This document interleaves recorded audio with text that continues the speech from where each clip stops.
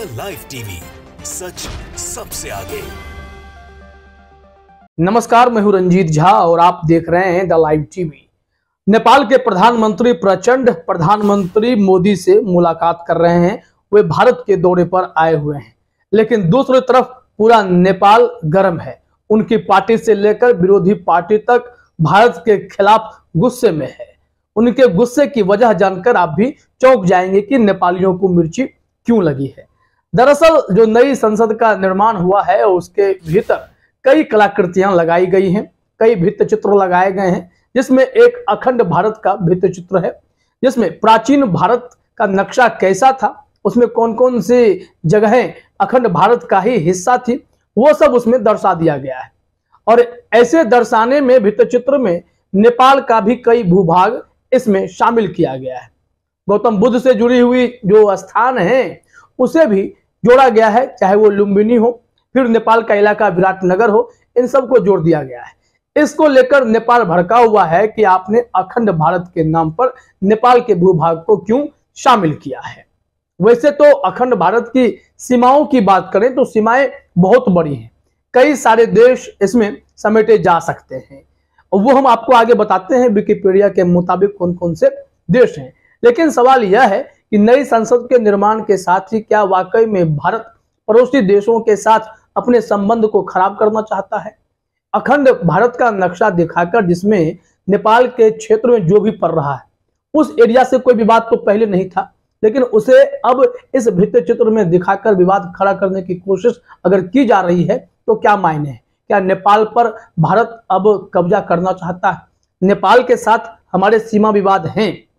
गंडक और जो नारायणी नदी है, जिसे भारत में गंडक, नेपाल में नारायणी नदी कहते हैं, वो 200 साल पहले से सीमा रेखा के तौर पर देखी जाती थी चीजें, लेकिन बाद में नदी ने अपनी दिशा बदली और विवाद बहुत तेज बढ़ता चला गया। वो विवाद अभी भी सुलझाने की कोशिश हो रही है, लेकिन जिसमें विवाद नहीं है उस पर अनावश्यक विवाद करने की जरूरत क्या है।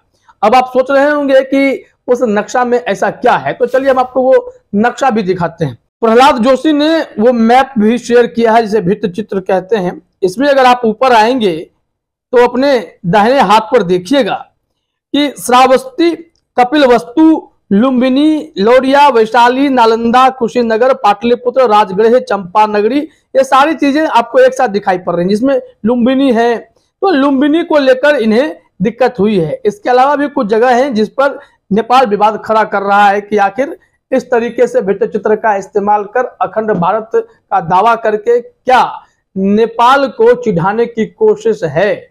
हालांकि पीएम प्रचंड भारत आए हुए हैं, मोदी जी से मिल रहे हैं और ये लोग अपने रिश्ते को हिमालय जैसी ऊंचाई देने की बात कह रहे हैं। दूसरी तरफ सीमा विवाद अभी भी नेपाल के साथ थोड़ा बहुत है।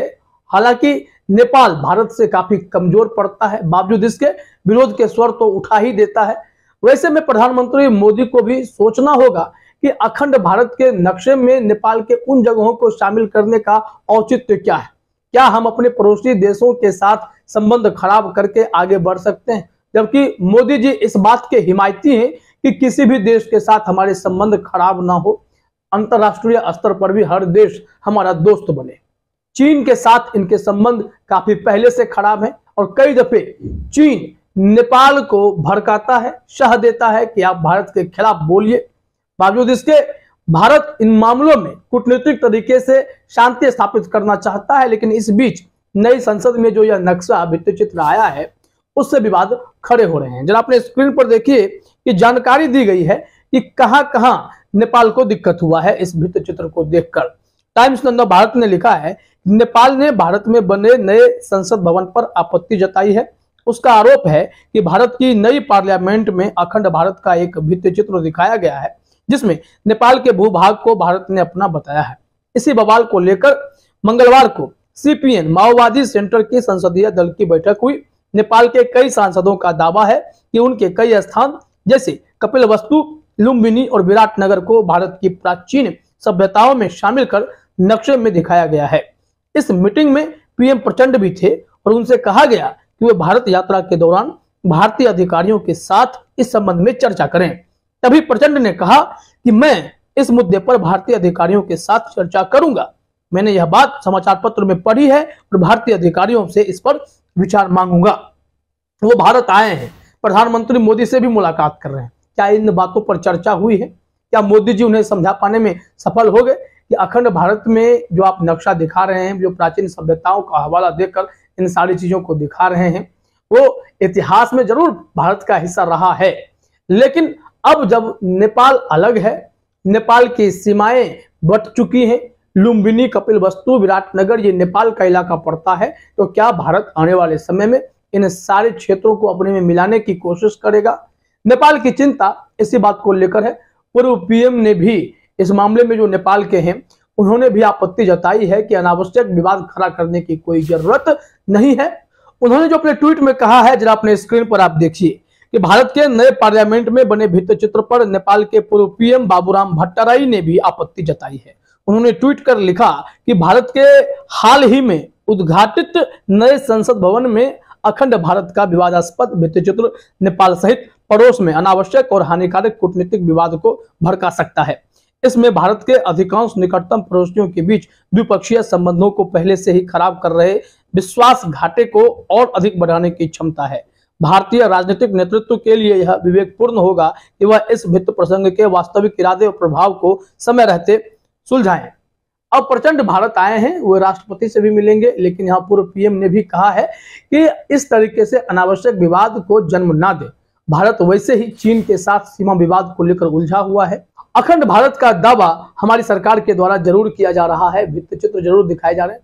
खुशी की बात है कि भारत अखंड हो जाए, लेकिन यहाँ पर अब वैश्विक स्तर पर चीजें बदल चुकी हैं। भारत को अपनी सीमाओं से कई देशों को अलग करना पड़ा है, तो ऐसे में अब उन्हें वापस पाने की चाहत में अनावश्यक विवाद खड़ा करने की कोशिश भी कहीं ना कहीं कूटनीतिक तौर पर एक फेल्योर ही माना जाएगा। ऐसे में चीन लगातार कब्जा कर रहा है। इस मामले पर भारत की ओर से एक ही बयान आता है, ना कोई घुसा था, ना कोई घुसा है, ना कोई घुसेगा।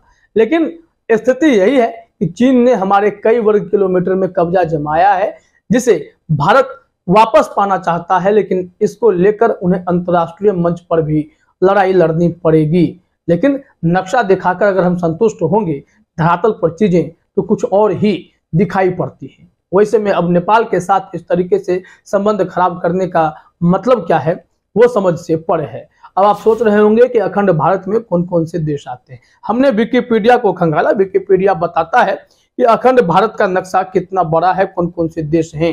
जब अपने स्क्रीन पर आप देखिए, हमने गूगल में टाइप किया अखंड भारत की सीमाएं, तो इसमें जवाब आया भारतवर्ष में क्या क्या है। अफगानिस्तान का नाम है, पाकिस्तान का नाम है, हिंदुस्तान है, नेपाल है, तिब्बत है, भूटान है, म्यांमार है, श्रीलंका है, मालदीव है, थाईलैंड है, Malaysia, Indonesia, Cambodia, Vietnam, Laos, Brunei, Singapore, Philippines, Bangladesh तक भारतवर्ष है। तो भारतवर्ष की सीमा तो बहुत लंबी चौड़ी है। तो ऐसे में क्या भारत अब इन तमाम देशों को अपने में मिलाने की क्षमता रखता है? अखंड भारत के हिस्से में पड़ने वाले इन देशों को कैसे हमारी सरकार या हमारा हिंदुस्तान उन्हें अपने में मिलाएगा? हमला करके, या फिर कूटनीतिक तरीके से, या फिर अनावश्यक सीमा विवाद खड़ा करने से, द्विपक्षीय संबंध खराब करने से भारत की स्थिति और खराब नहीं हो जाएगी? ऐसे में सोचना पड़ेगा कि ये सारी चीजें उचित है या अनुचित है। नई संसद में जो भी भित्ति चित्र बना है, उसे नेपाल के प्रधानमंत्री को अब स्पष्टीकरण देकर समझाना भी पड़ेगा कि हमने जो ये सारी तस्वीरें दिखाई हैं, जो प्राचीन भारत की सभ्यताओं में दिखाया है, इतिहास है वो, और ऐसे में भारत भविष्य में कोई ऐसी योजना नहीं बना रहा है कि वो नेपाल के इन हिस्सों पर अपना अधिकार जमा ले, उन पर कब्जा कर ले।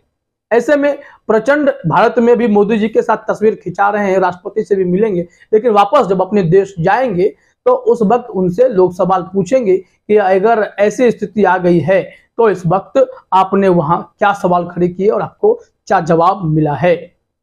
फिलहाल इस वीडियो में इतना ही। आप सभी का हमसे जुड़ने के लिए बहुत बहुत धन्यवाद। द लाइव टीवी, सच सबसे आगे।